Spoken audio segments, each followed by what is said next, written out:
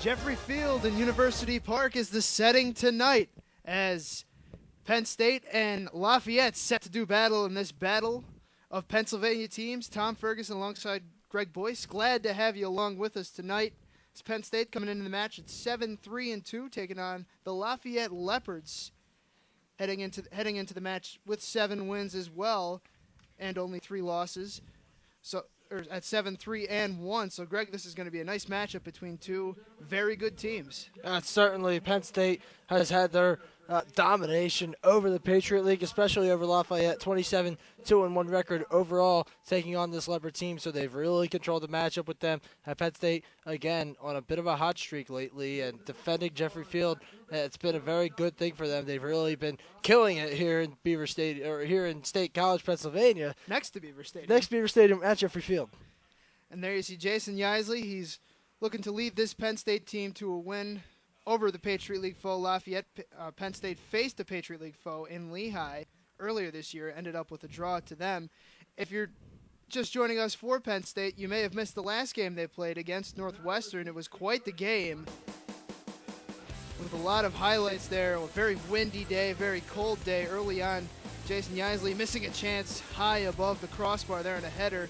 Later in the second half, a shot blocked by Northwestern player Barry Gorman, and Penn State on the brink of their first loss at Jeffrey Field, but a penalty kick goal for Corey Herzog puts it at a draw for Penn State. So a big, big draw there, coming away with the 1 point for them.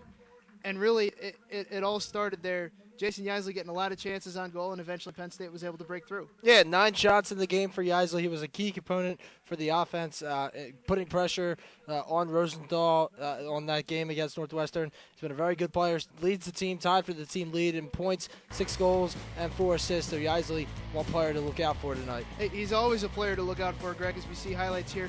He's just always around the ball. Like you mentioned, he's always peppering the goal with shots. He hasn't necessarily gotten a lot of goal chances later this year, but that's okay. Penn State has still been winning well even without him scoring, and really it's been all across the top, not just Yeisley. It's been Yeisley, Herzog, and Braga all scoring well for Penn State. Yeisley with 6 goals, 4 assists. Herzog also 6 goals and 4 assists. Braga 5 goals and 4 assists. This is a very balanced Penn State team attack on offense. Yeah, exactly like you said it, with the balance there. And these players have gone on a bit of a hot streak when it comes to it. Yeisley started the season as the goal scorer, and then Corey Herzog took over and had a little bit of a hot streak. Braga's been mixed in there as well. It's been a run for these offensive players. They get on these hot spurts. And Greg, as we take a look at your keys to the game, what do you have for us? Well, today it's a very cold night in State College. Definitely going to probably drop about 10 degrees by the time this game is over. So players on the sideline, on the field, got to stay loose because you never know when your number's going to be called to get in the game. You don't want an injury possible to happen and have nobody on the bench ready to come in, cold legs. Also, stay focused. After this game, Penn State goes on the road for 3 more games, including a game against number 1 Akron and a game on the road against Ohio State and Columbus. Stay alert, stay focused tonight. And coming up here, kickoff and starting lineups between Penn State and Lafayette. We're going to take a break. We'll be right back with first half action. The referee checking to make sure everybody has the right amount of players on the field. And so Andy Parr set to kick. Puts this one up towards the top of the box. Smallwood tried to head it on. Herzog puts a long shot on goal, headed in and score for Yeisley. He puts it away, and in the blink of an eye, Penn State is up 1-0.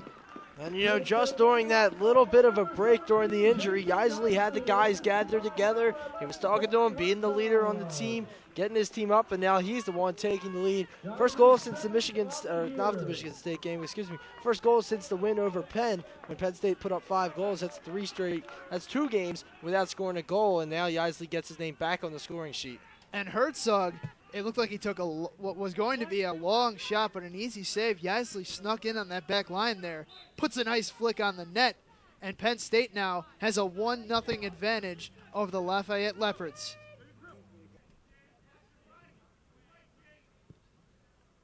Nice pass in there by Herzog, headed away by Yeisley into the top corner. Yeisley was just completely unmarked there, too. Lafayette just had lapse on the defensive side of things, letting a guy sneak behind you, and that's not what you do. When you're one of the last guys on the back line. I mean, the one thing I was always preached to, your hand in his pocket, especially a guy as dangerous as Jason Yeisley. You really shouldn't let any strikers get by you, but on a play like that, I mean, that's just a poor play for a team that's played a very solid game thus far in Lafayette. Herzog staying with the play, though. Able to take the ball away, knocked off the ball, no call. Gets back up with possession. So good job by Herzog. Now Salvatico finds some space, puts a cross in. Yeisley tries to get ahead to it again, and it's wide of the post. So goal kick coming for the Leopards, but Yeisley almost had number 2. Wouldn't that have been an impressive feat? Yeisley with 2 headers in the goal, and especially at this point, 2-goal lead would have been great for the Lions. Just before that, you saw Herzog get knocked down. I could make the case easily that he was pushed. He did stumble, but afterwards, as he's going down, just gets a little bit of a shove from behind. It was funny because he stands up, and the 2 players, the ball was standing between them. It was like a duel just staring at each other, not exactly sure what to do. A little bit of animosity between the 2. And the nice cross from Salvatico. Yeisley able to go over the back there, get his head to it. Tried to put it, I think, against the post there again, but it was well wide.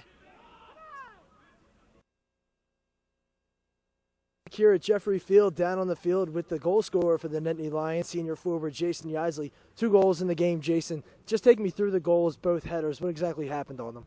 Well, I mean, the first one, it was a great ball in from Corey, and I just lucked out. I just got in the right position, and was just got ahead to the ball. I really didn't have to do anything for it, and I just tried to get a little deflection, and it rerouted the goalkeeper and found its way to the back. But the play leading up to it was a great play, especially by Corey and putting the ball in.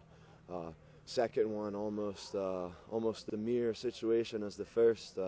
This time Mateus made a beautiful play down the wing and just put a ball across, and once again just on the far post I was unmarked, so really didn't have to do much on either of the goals. It was all the credit to the guys playing the ball across, and total team effort tonight, really. Yeah, and you mentioned the team effort. I mean, Warren Gross gets shutout number 7. You guys now 8 wins on the year. What can you say about the defensive effort that your team put out tonight? I can't speak enough about our team's defense, and it's not only the 4 defenders. It's all 11 players on the field, starting with the goalkeeper. Warren Gross has played unbelievable this season when he's stepped up to the plate when we needed him most, and come up with some fantastic saves. And our 4 across the back are not only playing defense this year, they're playing offense too. We rely on them to keep possession of the ball most of the time, and they've been just doing a fantastic job of holding the shutout. And it's just a real team effort this year, I feel, on both offense and defense, and I can't be prouder of the guys this year. For the next 5 on the road for you guys, so obviously a lot to get ready, but congratulations with tonight's win, and good luck the rest of the season, Jason. Thank you very much. All right, we send it back up to you, Tom. Thank you, Greg, and thank you, Jason, for that report down there. That's going to do it for us at Jeffrey Field. Once again, this final score, Penn State 2, Lafayette 0. Jason Yeisley, the difference tonight with 2 goals. Corey Herzog with the assist on the first. Mateus Braga with the assist on the second goal. Remind you that Penn State's next game is this Sunday at Ohio State, 2 p.m. That's going to be a big game as the Nittany Lions start a 3-game road trip. It all begins in Columbus. That's this Sunday, 2 p.m., Penn State at Ohio State. So that'll do it for us here at Jeffrey Field. The final score again, Penn State 2, Lafayette 0. For Greg Boyce and the entire GoPSUSports.com staff and All Access, I'm Tom Ferguson. Thank you for watching Penn State Men's Soccer. Have a great Wednesday night.